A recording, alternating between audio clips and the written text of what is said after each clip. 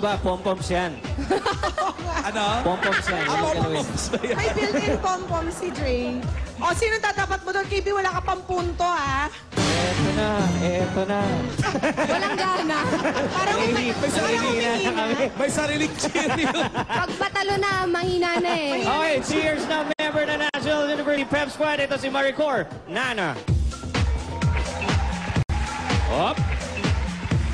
Wala lang. Ganoon pagpatalo na mahina na.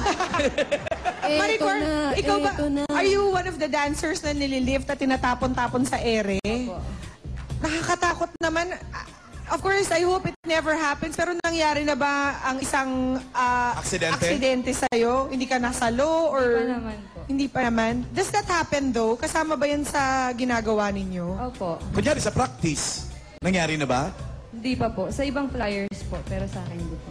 Hindi ka natatakot na baka mangyari yun sa'yo? Natatakot din po. Kasi po minsan po yung heights, pag sobrang taas nakakalula po. Paano ba yun? Little by little yung pagtaas nung hagis? Nagsisimula sa mababa, pataas sa pataas. Hindi po. Sa mataas. Mataas ka agad? Depende po sa kung gano'ng kalakas yung lalaki pag hagis. Kung gaano kalakas mga gagis ng lalaki. Okay, yan si Maricor, 3 years ng member ng National University Pep Squad. At si Dre, 4 years namang member na ng Jose Rizal University Pep Squad. Alamin natin, P, kasi zero pa tong ano eh. Sila Maricor. Maricor, bangon mo yung team mo. Eto na, category number 4. Plus or minus?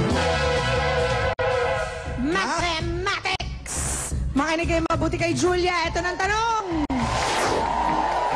Kung meron kaming 20 cheerleaders, 20 boosters, at 5 na lifters, ilan lahat kaming members? Go, Dre! You said Ilan?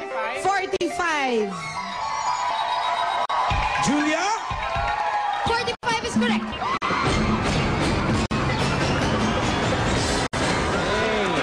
Itlog, sinisi.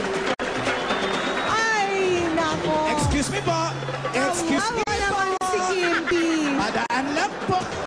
Congratulations sa mga Pep Squad ng NCAA. Maraming salamat din Yay!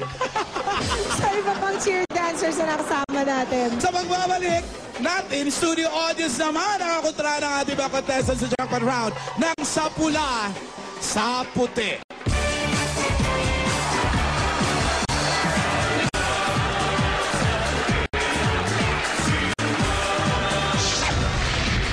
Mo na ba kung sino ang mga very intriguing